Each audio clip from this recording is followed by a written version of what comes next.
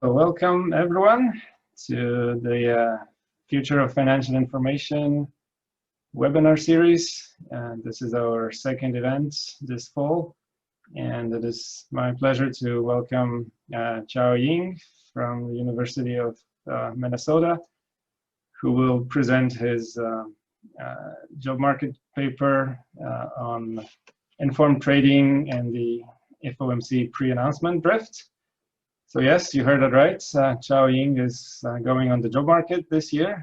So especially if your institution is hiring, then you have an advanced preview of a good candidate.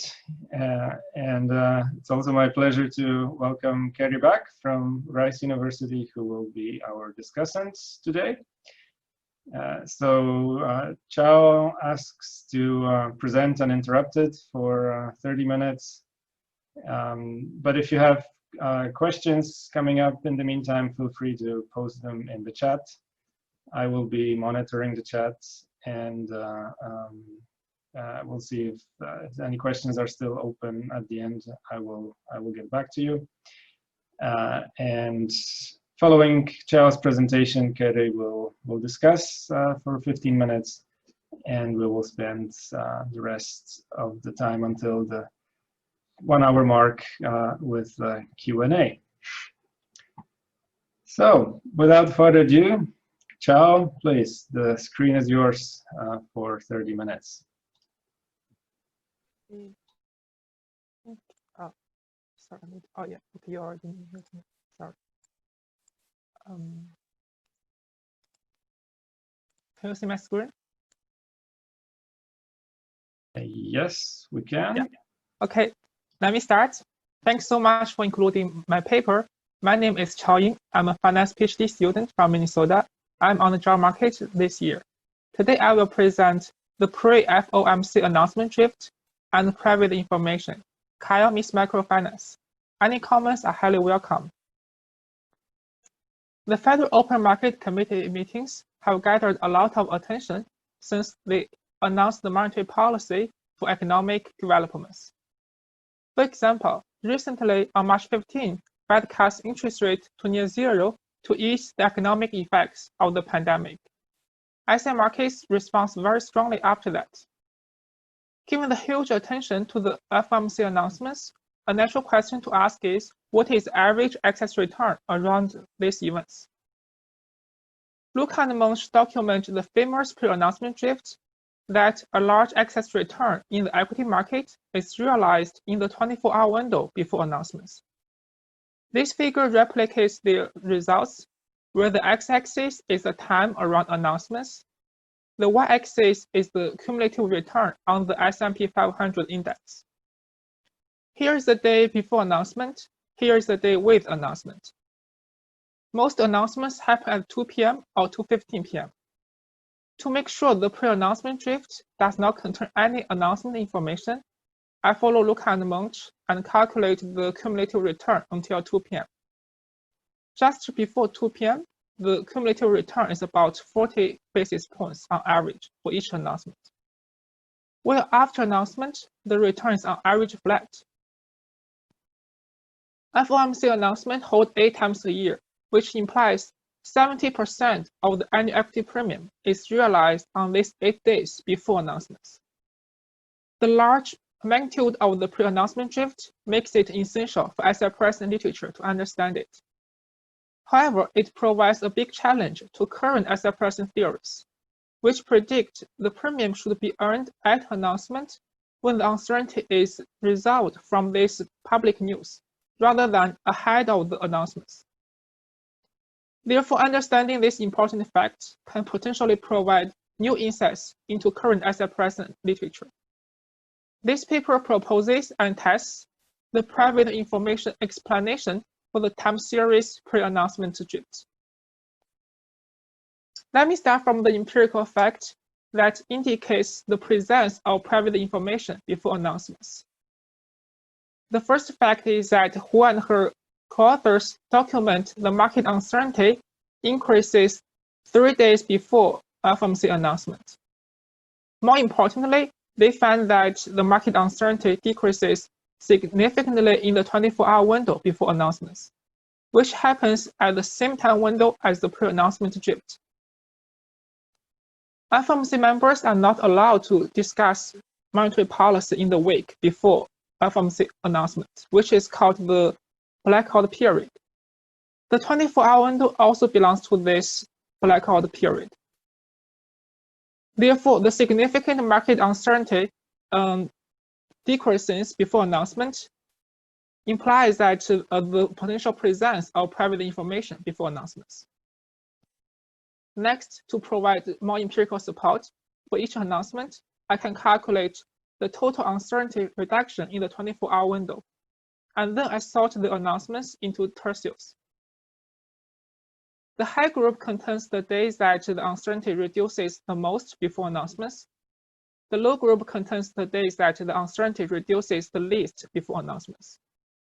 After that, I can plot the cumulative return for the high group and the low group separately.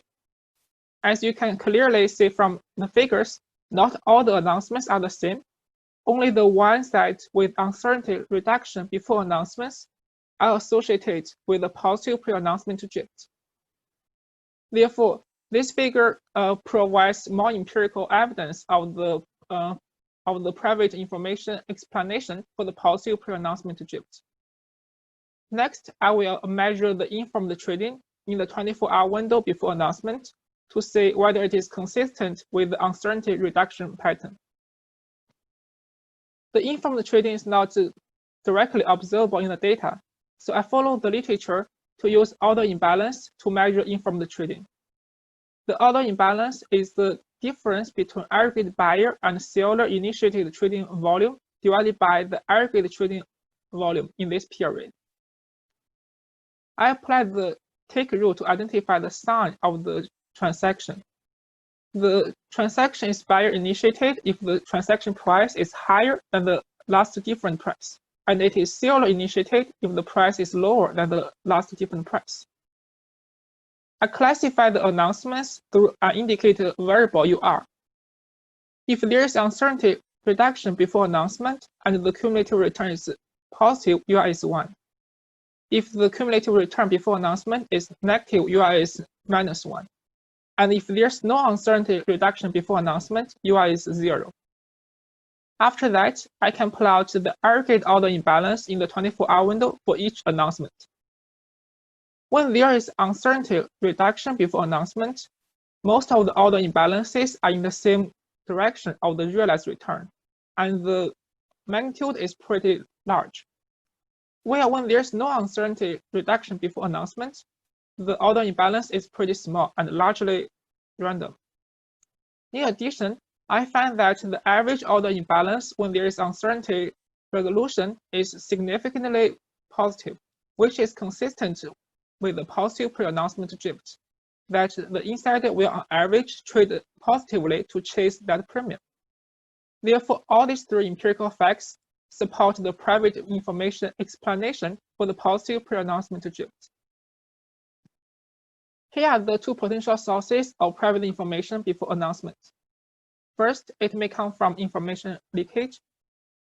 Wilson-Jorgensen and her co-authors provide a history of leaked discussions in FOMC documents and conclude that bad policy makers would leak information to drive market expectations. The leakage may also happen accidentally, which has been well studied in the literature of takeovers. Second, given the huge attention to FOMC announcements, the institutional investors also have motivations to collect data related to FOMC news, which also has been supported in the literature. Given all this empirical evidence, I would like to jointly account for the time series pre-announcement drift, as well as informed trading in the presence of private information. Basically, I integrate chaos model into a standard consumption-based suppression framework. There are three groups of agents in this economy: the insider, liquidity traders, and competitive market makers. Compared to the chaos model, the main difference is that instead of being risk neutral, the market makers are compensated for the risk of assets fundamentals. Therefore, they set price equals marginal utility weighted payouts. And here the SDF is determined from this consumption-based suppression framework. Here is the main intuition of the paper. Let me start from the Chao model so that you can see the differences. The insider knows private information earlier and trades to maximize her profit. Understanding her trading will affect the price. The market makers can only observe the aggregate order flow from both the insider and liquidity traders. In the Chao model, when the market makers are risk neutral, they will only update their belief of asset value, which will resolve the uncertainty before announcement. However, since the market makers are risk neutral in Chao model, there's no additional price impact from this uncertainty resolution. It implies that there's no pre-announcement drift in Chao's model. While in my model, when the market makers are compensated for the risk, they will update their belief of asset value and SDF at the same time before announcement, which will also resolve the uncertainty. And now, since the market makers are compensated for the risk, the equity premium will be realized when there is uncertainty resolution before announcements. This will lead to the upward drift in prices on average before announcements. In addition, the market makers would anticipate on average positive trading flow from the insider to chase this premium. The insider also has to consider the additional price impact from the uncertainty resolution when she trades. This feedback effect is unique in my paper, which generates totally different equilibrium implications compared to Chao model. My paper mainly makes 4 contributions. First, empirically, I document there is informed trading in the 24-hour window before announcement when there is uncertainty resolution. Second, my paper provides a macro foundation of how private information diffusion drives the positive pre-announcement drift. The information is endogenously released through insider trading in a standard microstructure framework. We know that when there is private information, the price will change. But it doesn't imply that the average excess return before announcement will be positive.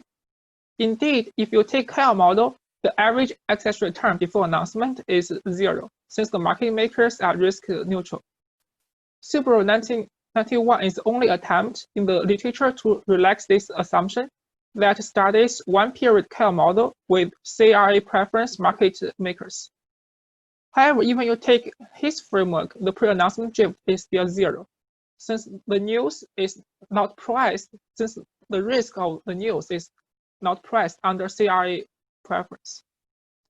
Therefore, the third contribution of my paper is that there is a strictly positive pre-announcement drift if and only if the market makers are compensated for the risk in fundamentals. The preference of the market makers can be very general as long as the announcement SDF is countercyclical. Under the assumption that the consumption does not respond to announcements, I can overcome the challenge mentioned by Subaru that Chao model cannot be readily extended to a dynamic framework with risk-averse market makers. First, my paper can quantitatively account for the time series pre-announcement drift and informed trading in the endogenous private information. The equilibrium is captured in closed form, which generates the clear mapping from the model to data. Let me skip the literature review and jump into the model setup. I study an infinite horizon in endowment economy where the agents in this economy cannot observe the underlying growth rate. The announcement will come every 2 days, which will reveal more information on the underlying growth rate.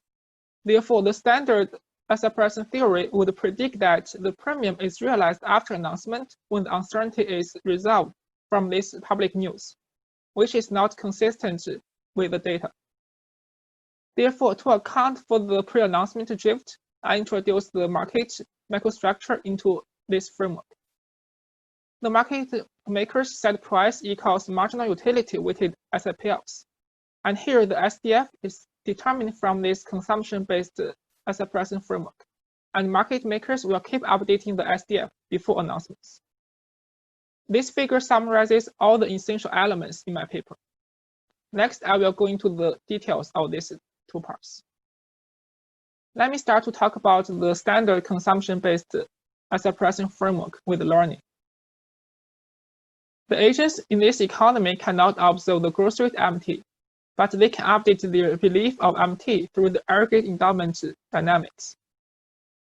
The posterior belief is summarized by the first two moments, where MT height is the posterior mean and QT is the posterior variance. Upon announcement, there is additional signal SNT that will reveal more information of the underlying growth rate. This is consistent with the information effect of announcements in the literature. During today's presentation, I assume that the agents have the standard recursive preference, but it can be extended to other preferences that satisfy and Banxiao, such as ambiguity aversion and robust control. Under the assumption that consumption does not respond to announcement, I can derive the closed form announcement SDF. And here, the announcement SDF is countercyclical if and only if gamma A is positive. In other words, if the agents have the recursive preference, when the agents prefer early resolution of uncertainty, the announcement SDF is countercyclical. So the main takeaway from this slide is that through this standard consumption-based asset pricing framework, I provide a countercyclical announcement SDF to the market makers. Next, I will talk about the market microstructure and also define the equilibrium. The market makers can only observe the aggregate order flow from both the insider and the liquidity traders. In the Chao model, when the market makers are risk neutral, they set price equals expected asset payoff upon announcements. While in my model, when the market makers are compensated for the risk, they set price equals marginal utility weighted asset payoff upon announcement. Therefore, now after they observe the aggregate order flow, they need to update the expected discounted value and also the SDF at the same time. This is the main difference compared to the Chao model, that they only update the asset payoff. The insider knows the signal earlier, therefore she knows the underlying growth rate earlier, and she will trade smoothly to maximize her terminal profits, which is the price difference times the number of shares traded. The equilibrium is a price process and a trading strategy that satisfies market makers' break-even condition while maximizing the insider's profit. Next, I will talk about the equilibrium results and also its implications. First, I assume that the asset value follows log normal distribution, and here beta is positive so that the asset value increases in the underlying growth rate. In the Chao model, or more precisely in the back model, when the market makers are risk neutral, the equilibrium price is a linear function of the aggregate order flow YT. Here, lambda is a famous cost lambda that measures the price impact. While in the benchmark, when the market makers are compensated for the risk, the equilibrium price is a function of YT head. Instead of the aggregate order flow YT, I will define YT head pretty soon. In addition to that, there is another term appears in the equilibrium price dynamics. This is the equity premium realized before an announcement when there is uncertainty resolution. Second, there is also another term appears in the insider's trading strategy. This is because the market makers would anticipate an average positive trading flow to chase this premium. While in the Chao model, since the market makers are risk neutral, there's no additional price impact from this uncertainty resolution. Therefore, the expected insider's order rate under market makers information set is 0, which implies that the aggregate order flow is a Brownian motion under market makers perspective in the Chao model. However, in my model, I need to define the adjusted order flow YT head that take away the part within market makers expectation. so that what it had is a Brownian motion under market maker's information set in my model, and it becomes the new state variable of the equilibrium. Next, I will talk about the equilibrium implications. I will still compare my model to the Chao model. First, the equilibrium price is a sub-martingale in my model, which is expected to increase over time. This is because when the market makers are compensated for the risk, the equity premium will be realized if there is uncertainty resolution before announcement. And the slope of the pre-announcement drift is positive, which is determined by the negative covariance of the SDF and asset value. While in the Chao model, the equilibrium price is a martingale, which implies that there's no pre-announcement drift before announcement on average. Therefore, to account for the positive pre-announcement drift, it is necessary and sufficient to have the risk-compensated market makers. Second, I find that the insider's order rate is positive in my model. This is because the market makers would anticipate on average positive trading flow from the insider to chase this premium.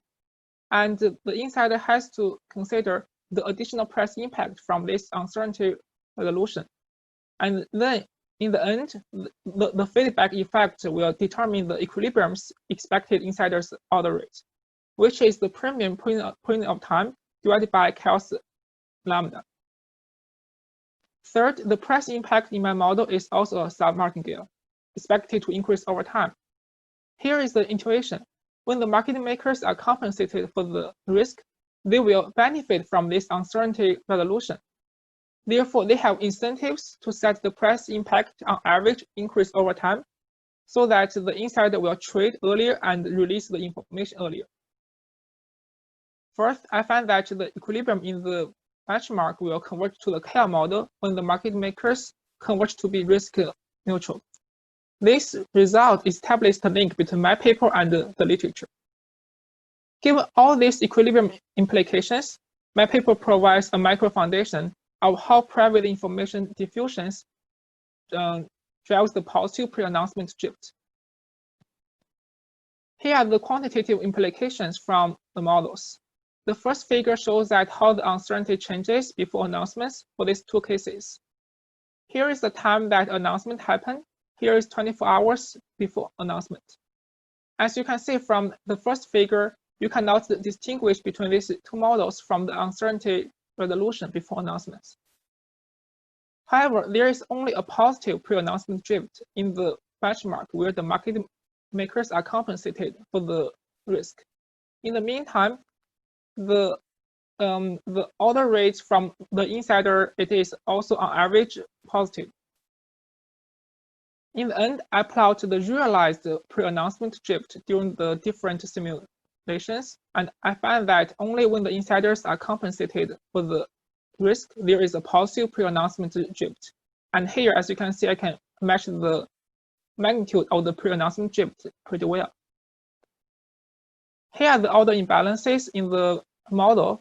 When the market makers are compensated for the risk, the average order imbalance is significantly positive, since the insider will on average trade positively to chase the pre-announcement drift. While in the Chao model, there's no pre-announcement drift, so the average order imbalance is not significantly different from 0. These two figures imply that to account for the average positive informed trading before announcement, it is still necessary to include risk-compensated market makers. Next, I will talk about the full model to account for the time series pre-announcement drift. As I showed you at the beginning, uncertainty is not always reduced before announcement. So I generalized the benchmark such that the insider may not be better informed for some announcement, and the market makers have to assess whether the insider has private information or not for each announcement. I find that the equilibrium is captured by the following 4 elements: the insider's trading strategy when she is informed, the insider's trading strategy when she is not informed, the equilibrium price, as well as the insider's probability estimation of how likely the insider is informed. I solved the equilibrium by a nonlinear filtering problem, and I find that the dynamics of the probability estimation leads to the nonlinear and stochastic equilibrium price before announcements. Here are the equilibrium implications upon announcements. When the insider is better informed, the market makers will figure it out just before announcement, which implies that the probability estimation is 1.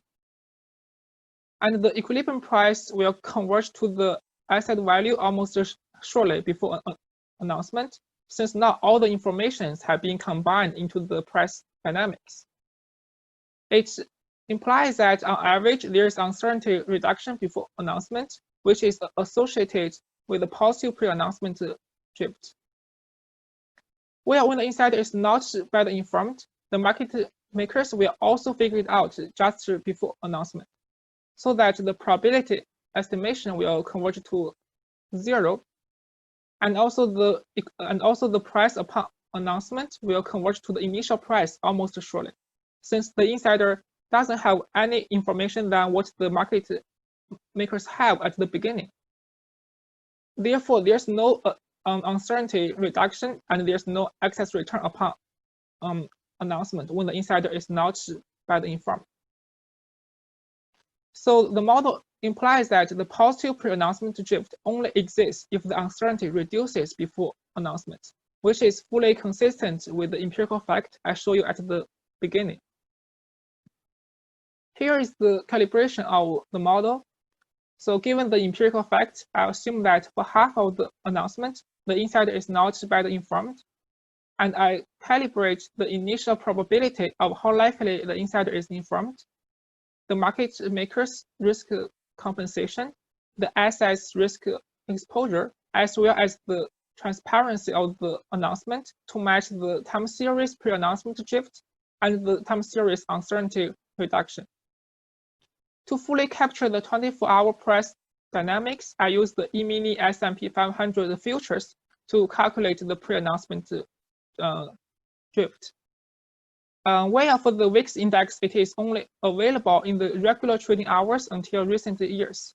Therefore, there's no overnight data available before announcement. And as you can see from the figures, my model can match both the time series pre-announcement drift and the time series uncertainty reduction pretty well. The order imbalances in the model are also consistent with the data.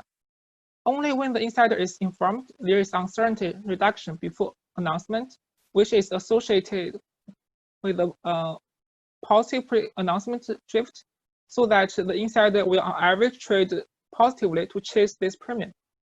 Where when the insider is not better informed, there's no uncertainty reduction upon announcement, and there's no pre-announcement drift, so that the order imbalance is not significantly different from 0. After I explain the time series pre-announcement drift and informed trading, I also conduct another 5 empirical tests on other asset market dynamics, and all of them are consistent with the model's predictions. Due to the time limit, I will focus on the second one and the first one. For the second one, I want to explain why does the pre-announcement drift occur 24 hours before announcement, when the private information is probably known way before. The model implies that the insider's profit increases in the initial uncertainty. This is pretty intuitive since the insider will have relatively more private information when the market is noisier. Given this property, let's go back to the empirical fact. The market uncertainty increases 3 days before announcement, and it peaks around 24 hours before announcement. Therefore, to achieve the highest profit, it is optimal for the insider to trade at the highest uncertainty. That's why they start to trade around 24 hours before announcement. So for my paper, I can also explain the timing of the pre-announcement drift, which is another important feature of the pre-announcement puzzle. Luca and Monge also document that there's no pre-announcement drift in the fixed income market. which also is consistent with my model's prediction. In the model, the sign of the pre-announcement drift actually depends on whether the asset is risky or hedge. So there is a negative drift if the asset is a hedge. Campbell and his co-authors document that the nominal bond beta at time varied and on average close to 0 during the past 30 years. Therefore, when the bond is a hedge, the average pre-announcement drift will be negative, and when the bond is a risky asset, then the average pre-announcement drift will be positive, and unconditionally, there's no pre-announcement drift in the fixed income market. This is also consistent with Seslak and Pan, that they do the VR access and find that in the bond market on announcement days, the reduction in the common premium is offset by a decline in hedging premium. So for my model, I can also explain why there's no pre-announcement drift in the bond market. Okay, I think it's time for me to conclude.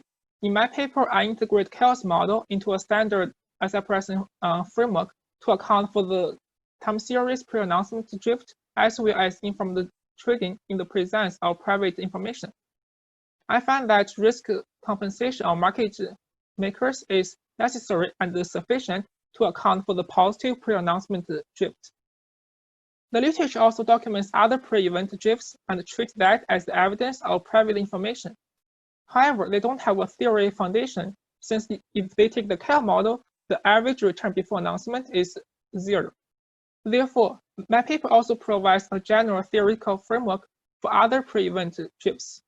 And the totally different equilibrium implications compared to Chao model provide new insights into how asymmetric information affects asset prices, volatility, volume, and market liquidity. I leave these interesting directions for future study. Thank you. Okay, thank you very much, Chao, for finishing spot on time. You can tell that's going to be your job talk. It's already very polished. And as we move over to Kerry for his comments, let me remind you that the chat is open for questions. You don't have to sit on them until the Q&A. You can post them in the chat, and I'll get back to them. And we'll get back to them in due time. So Kerry, the screen is now yours for 15 minutes. Thank you.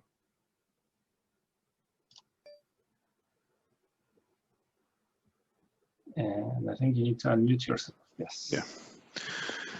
Well, thanks for the invitation to discuss. It's a very interesting paper and a lot to think about. So let me just kind of summarize. The explanation for the puzzle is that it's a risk premium. Of course, if we have any rational explanation for the high average returns prior to announcements, they have to be a risk premium. And to realize a risk premium, risk has to fall. And so the argument as to why risk falls is that information gets into the market pre-announcement, obviously, and in Chao's model, it gets in through an informed trader in a Kyle setting. And the innovation that he makes to the Kyle model is to have a representative investor who's risk averse in place of the market makers, so we're pricing using an SDF.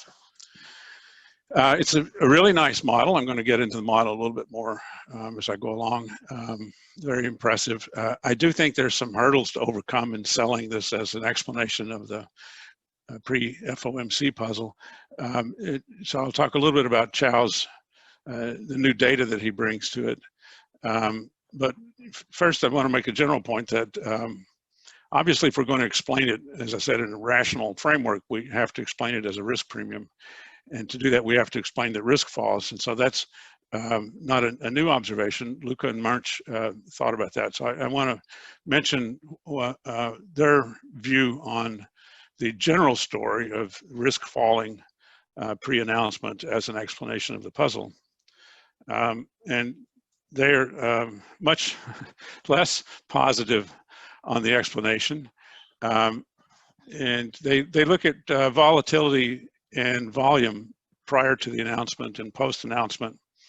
And their conclusion from their data is that there's less information coming into the market pre-announcement as opposed to at the announcement time.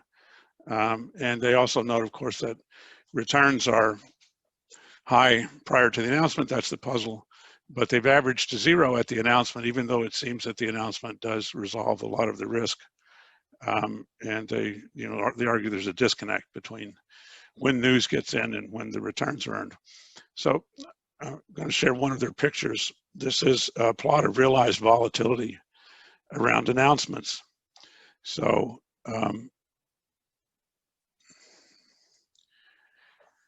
here's the 24-hour period prior to announcements.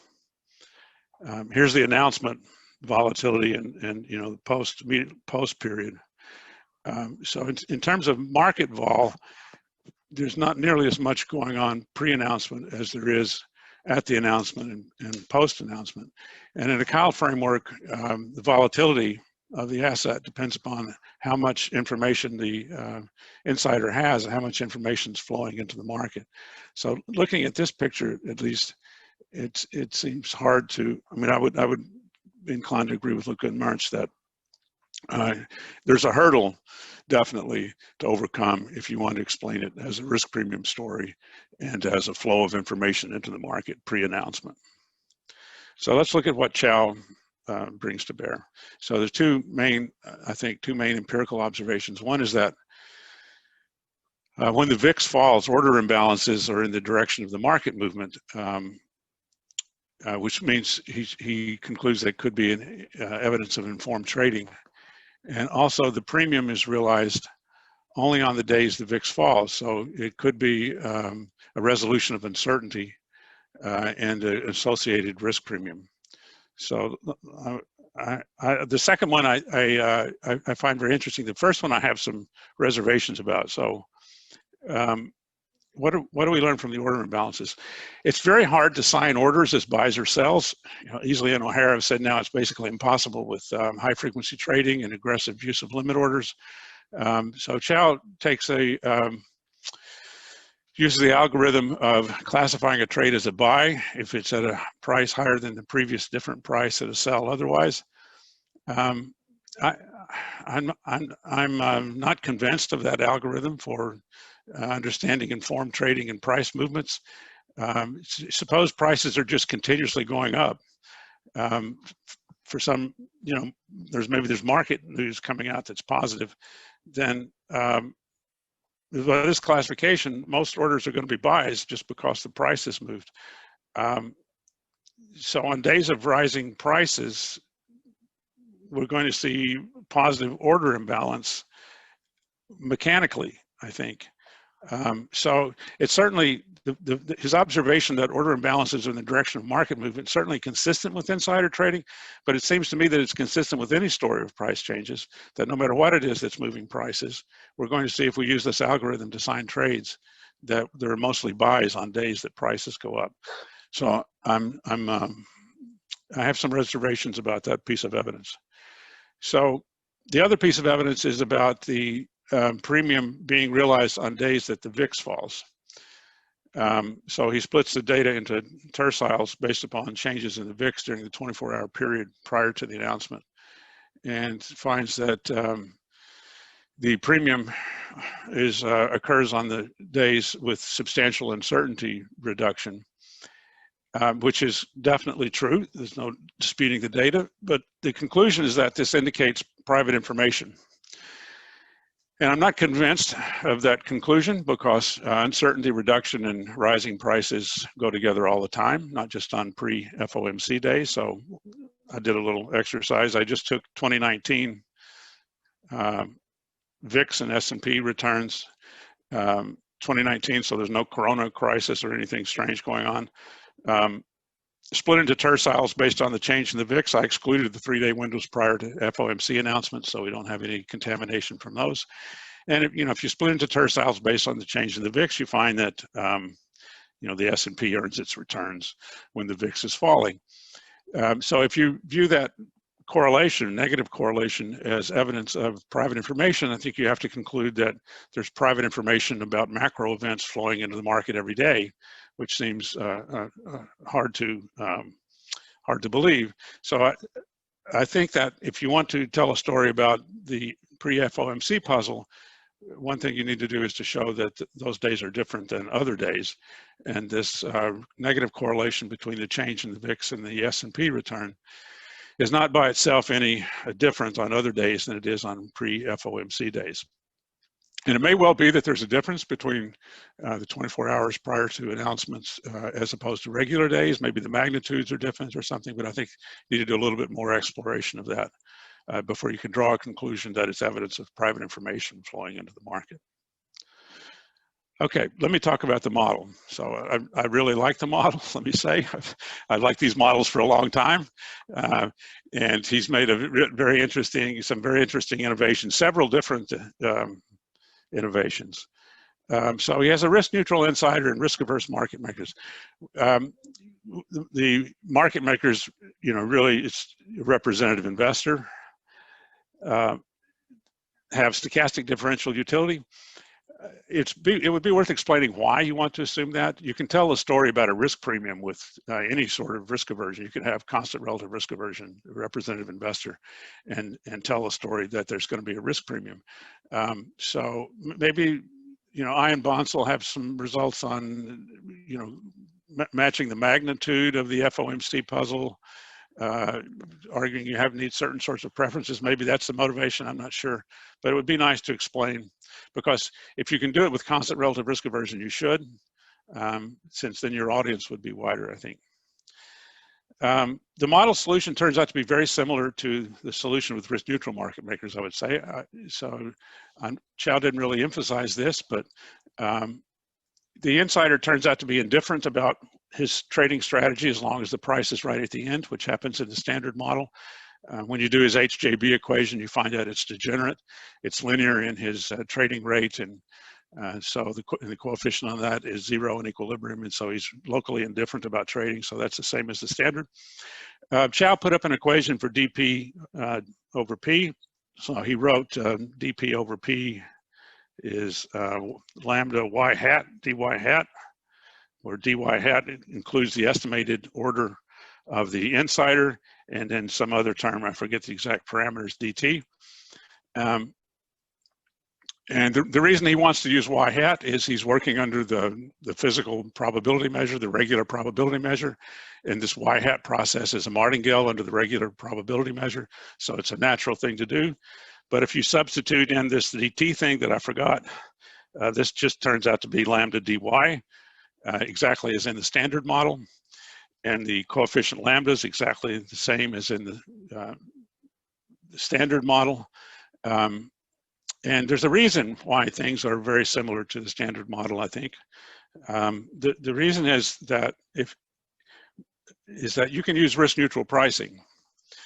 And I think that the analysis and certainly the exposition of the results would be much simpler, many fewer parameters involved and so forth, if they use the risk-neutral probability. So I would go to the risk-neutral probability and solve the market's filtering problem under the risk-neutral probability and the pricing problem under the risk-neutral probability, and it's going to look just like the standard model. In particular, if under the risk-neutral probability, the price process has to be a martingale. We have dP over P is lambda dy. So Y has to be a martingale. So it's got constant variance. It has to be a Brownian motion. The insider's trade is the drift in and the Brownian bridge. Everything is exactly the same as in the standard model. The difference between this model and the standard model is that there are two measures going on, because the insider's risk neutral. So he's still operating under the physical measure, and the market's operating under the risk neutral measure. And so that's the innovation, is that, hey, we can solve the Kyle model when we've got two different measures for the insider and for the market.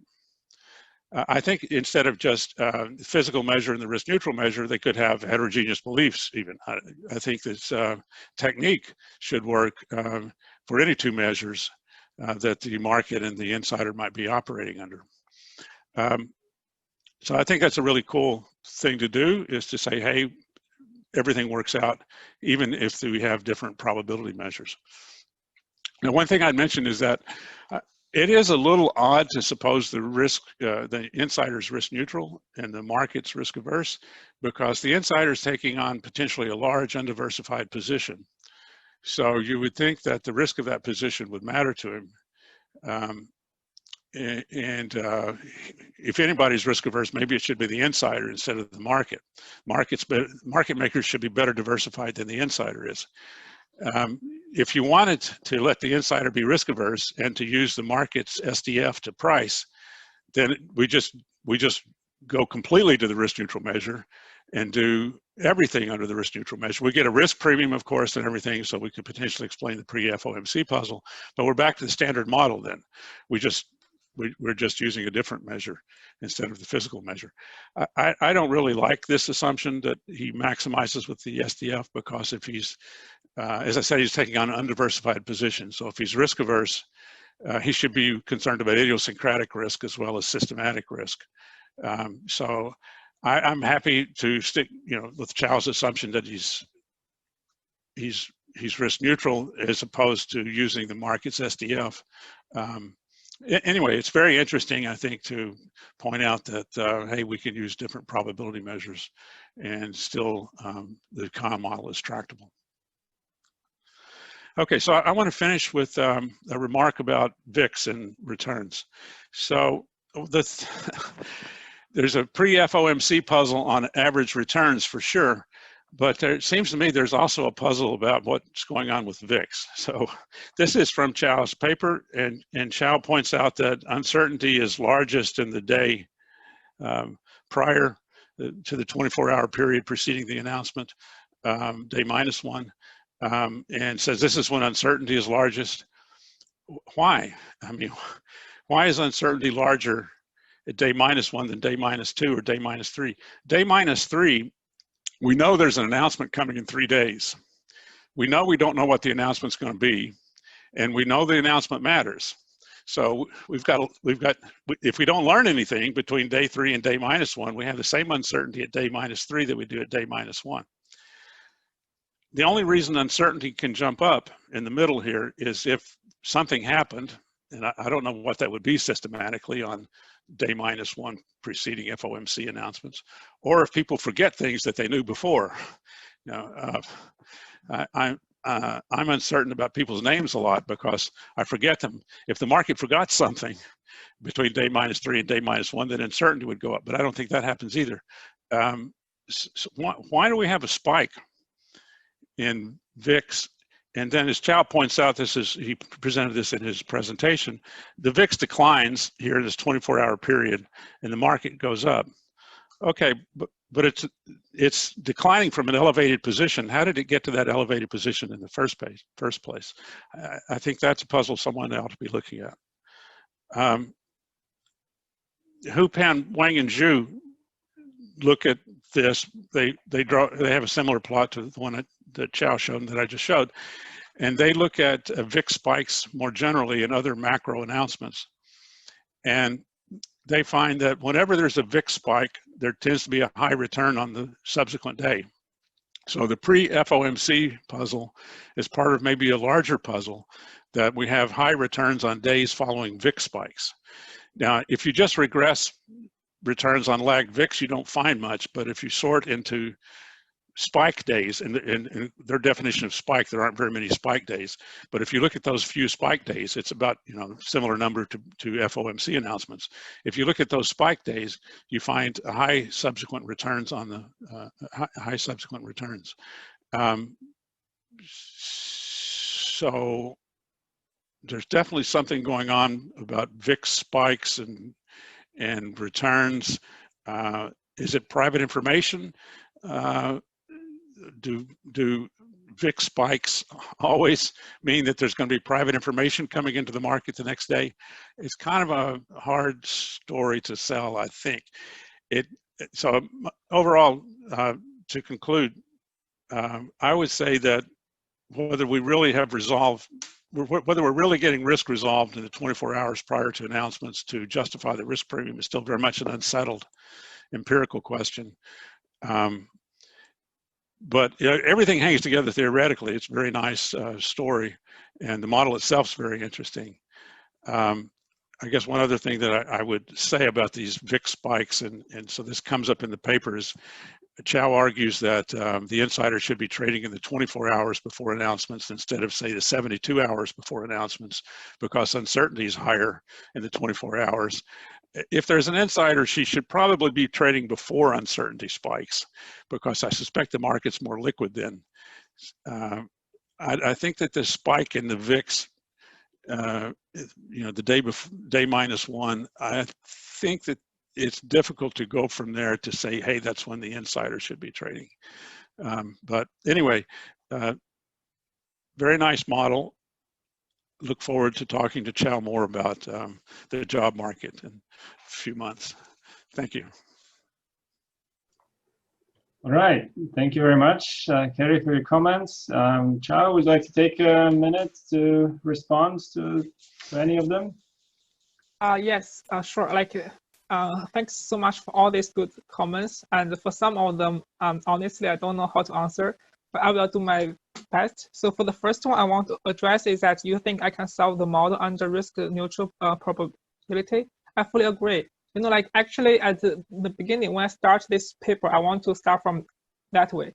But then it's like I don't know how fast the insider will trade when the market makers are compensated for the risk. So then the SDF, the uncertainty reduction is unknown, and it is endogenously determined by the model. After I solve it, I realized, okay, the speed of the uncertainty reduction, it is the same as the Chao model. But I only realized this after I solve it. And the second thing I want to address that, as you see from my paper, I also have the full model that is based on your student's paper, that the insider may not be better informed. I think from there, I don't see the benefit to introduce the risk neutral probability, because now you don't know when the insider is informed. There is the, you need to keep updating the belief dynamics. So I think from there, there's no difference to work on which measure.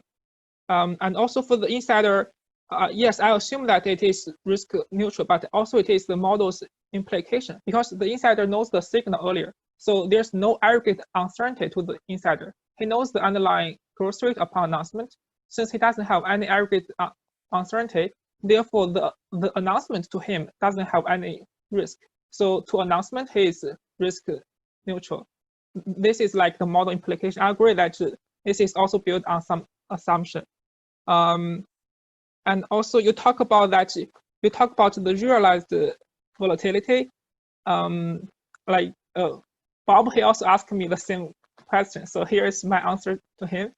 Let me try this. So for the VIX, I show that it decreases before announcement. But for the realized volatility, it is not the expected P measure. So it is not the expected uncertainty of the future of this P measure and the Q measures. It is the realized at that time. But you think, okay, maybe I can calculate the average of future 30 days realized volatility. But after announcement, maybe the realized volatility is different from the expected volatility before announcement. So that may not be a good measure. I can only answer you by this, because this is pretty hard for me to address. And also you think you ask that why for the VIX it will spike in the first day before announcement. I think this may be because starting from the third day, there are more discussion and more newspaper comes out, and they have a different opinion, and people get different news, so that maybe the uncertainty increases. And I agree that for the liquidity part, that if the uncertainty increases, it is better to trade earlier, since for the liquidity reason. But I would argue that the uncertainty is a more important, or it will place a more important role in this micro announcement, since the insider, they will trade on the S&P 500 futures, like this aggregate stocks, and the trading volume there is pretty large. So I would think that the liquidity issue is pretty small in these assets. And also since the I think Oh, sorry, I forgot the second argument, but that's my main argument, that I think the liquidity on the mini S&P 500 futures, this aggregate stock will be pretty small on the change of it. That's one. Let me think. I don't know if there's anything else that I don't address, but like, thanks so much for this wonderful comments. I really appreciate that. Yeah. Thank you very much. That concludes the official business for today. So thank you once again to Chao and Kerry for contributing to the series. Very much appreciated. And yeah, welcome back everyone in 2 weeks, when we will talk about how the language firms use in their communication actually changes once they realize that not just humans but also machines are listening. So really looking forward to that paper as well. Thank you and have a good rest of the week.